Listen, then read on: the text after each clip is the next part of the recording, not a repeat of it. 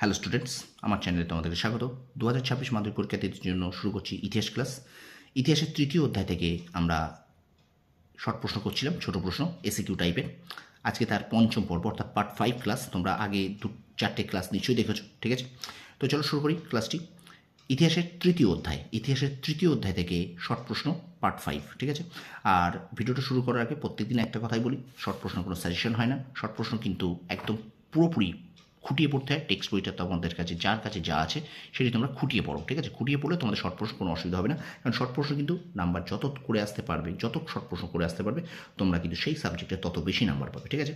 চলো শুরু করে দিই ক্লাসটি শুরু করার আগে চ্যানেলে যারা নতুন আছো অবশ্যই আমার চ্যানেলটা শেয়ার করো, সাবস্ক্রাইব করো, আর পাশে থাকা বেল আইকনটি প্রেস করে করো, ঠিক আছে? একটু শেয়ার করে দাও ভিডিওটা, বেশি বেশি করে শেয়ার করো, ঠিক আছে? আর অবশ্যই আমার চ্যানেলটা একটু সাবস্ক্রাইব করে দাও।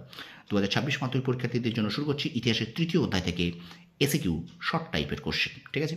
তার পার্ট 5 নম্বর ক্লাস। দেখো শুরু করছি ক্লাসটি। পুরার জমিদার কৃষ্ণদেব রায়কে 1830 খ্রিস্টাব্দে কে আক্রমণ করেছিলেন? পুরার জমিদার কৃষ্ণদেব রায়কে 1830 খ্রিস্টাব্দে তিতুমির আক্রমণ করেছিলেন। কোন বিদ্রোহকে ওয়ারেন হেস্টিংস পেশাদার ডাকাতের উপদ্রব বলেছেন? না, সন্ন্যাসী ফকির বিদ্রোহকে ওয়ারেন হেস্টিংস পেশাদার ডাকাতের উপদ্রব বলেছেন। তারিকা ই মোহাম্মদিয়া কি? বাংলায় তিতুমিরের ওয়াহাবি আন্দোলনের নাম তারিকা ই মোহাম্মদিয়া। হুল কি? সাঁওতালদের বিদ্রোহকে হুল বলে। মোহাম্মদ মহসিন কে ছিলেন? হাজী শরিয়ত উল্লাহের পুত্র ছিলেন মোহাম্মদ মহসিন। পরে প্রশ্ন দেখো, হাজী শরিয়ত উল্লাহের মৃত্যু কবে হয়? 1840 খ্রিস্টাব্দে। মোহাম্মদ মহসিনের জন্ম কবে হয়? 1819 খ্রিস্টাব্দে। মোহাম্মদ মহসিনের মৃত্যু কবে হয়? এখানে মোহাম্মদ মহসিনের জন্ম কবে হয়? 1819 খ্রিস্টাব্দে।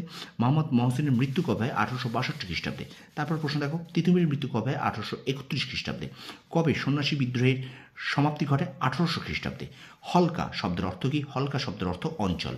কেনারাম ও বেচারাম নামে বাটখারা ব্যবহার করতো কারা? কেনারাম ও বেচারাম নামে বাটখারা ব্যবহার করতো মহাজনরা। তিতুমিরের উপাধি কি ছিল? তিতুমিরের উপাধি ছিল বাদশাহ। কামানের আঘাতে কোন কেল্লাকে ধ্বংস করা হয়েছিল? কামানের আঘাতে বাঁশের কেল্লাকে ধ্বংস করা হয়েছিল। ওয়াহাবিদের শায়েস্তা করার জন্য কিসের ওপর জমিদারদের কর ধার্য করে? ওয়াহাবিদের শায়েস্তা করার জন্য দাড়ি রাখার ওপর জমিদাররা কর ধার্য করে। পাকুড়ের রাজবাড়ি কারা দখল করেছিল? পাকুড়ের রাজবাড়ি সাঁওতালরা দখল করেছিল। পাকুড়ের রাজবাড়ি সাঁওতালরা দখল করেছিল। কোল বিদ্রোহ ইংরেজরা কবে দমন করে? কোল বিদ্রোহ ইংরেজরা 1833 খ্রিস্টাব্দে দমন করে। স্টুডেন্টস, ভিডিওটা কেমন লাগছে তোমরা অবশ্যই কমেন্ট বক্সে কমেন্ট করে জানাও, আর অবশ্যই চ্যানেলটা শেয়ার করে দাও, একটু বেশি করে শেয়ার করো, আর অবশ্যই কমেন্ট বক্সে জানিয়ে তোমাদের ক্লাসগুলি কেমন লাগছে, ঠিক আছে? তারপর দেখো, কোল বিদ্রোহ কে দমন করেছিলেন? কোল বিদ্রোহ দমন করেছিলেন ক্যাপ্টেন উইলকিনসন। ছিনরাই মানকি কে ছিলেন? কোল বিদ্রোহের একজন নেতা ছিলেন ছিনরাই মানকি। চাইবাসার যুদ্ধে কোলদের কে পরাজিত করেছিলেন? রোজাসেস চাইবাসার যুদ্ধে কোলদের পরাজিত করেছিলেন। বিরসা সম্প্রদায় বলতে কী বোঝো? মুন্ডা বিদ্রোহের পর বিরসার ধর্ম ও আদর্শকে কেন্দ্র করে একটি উপজাতি সম্প্রদায়ের আবির্ভাব ঘটে এবং বিরসাকে ভগবান রূপে পূজা করতে থাকে। এদেরকে বলা হয় বিরসা সম্প্রদায়। সন্ন্যাসী ফকির বিদ্রোহের এমন দুটি স্থানের নাম করো। সন্ন্যাসী ফকির বিদ্রোহের এমন দুটি স্থান হলো বগুড়া এবং মালদহ। মজনু শাহ কোন বিদ্রোহের নেতৃত্ব দিয়েছিলেন? মজনু শাহ নেতৃত্ব দিয়েছিলেন বিদ্রোহী ফকিরদের। চিরাগ আলী ও মুসা শাহ কাদের নেতৃত্ব দিয়েছিলেন? চিরাগ আলী, মুসা শাহ ফকিরদের নেতৃত্ব দিয়েছিলেন। পরে প্রশ্ন দেখো, সন্ন্যাসী ফকির বিদ্রোহে ইংরেজ সেনাবাহিনী কতবার পরাজিত হয়েছিল? সন্ন্যাসী ফকির বিদ্রোহে ইংরেজ সেনাবাহিনী 2বার পরাজিত হয়েছিল। সন্ন্যাসী ফকির বিদ্রোহীদের হাতে কোন 2 ইংরেজ সেনাপতির মৃত্যু হয়? সন্ন্যাসী ফকির বিদ্রোহীদের হাতে টমাস এবং এডওয়ার্ডস নামে 2 ইংরেজ সেনাপতির মৃত্যু হয়। গিরা শব্দের অর্থ কি? গিরা শব্দের অর্থ হলো শাল গাছের ডাল। সাঁওতাল বিদ্রোহের সময় পাকুড়ে কে নেতৃত্ব দিয়েছিলেন? সাঁওতাল বিদ্রোহের সময় গোছ মাঝি পাকুড়ে নেতৃত্ব দিয়েছিলেন। গোছ মাঝি পাকুড়ে নেতৃত্ব দিয়েছিলেন। মাধব সিংয়ের পরিচয় কি? মাধব সিং কোম্পানির একজন দেওয়ান ছিলেন। সন্ন্যাসী ফকির বিদ্রোহের সূত্রপাত কবে?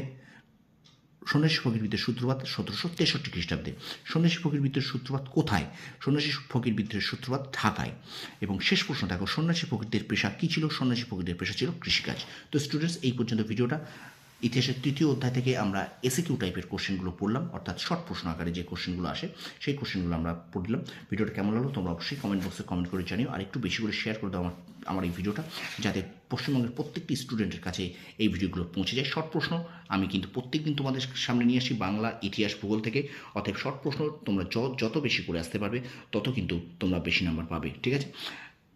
আর চ্যানেলে যারা নতুন আছে অবশ্যই আমার চ্যানেলটা শেয়ার করো, সাবস্ক্রাইব করো, আর পাশে থেকে বেল আইকনে প্রেস করে রাখো। তোমরা সফল হও, তোমাদের সাফল্য কামনা করি। ধন্যবাদ।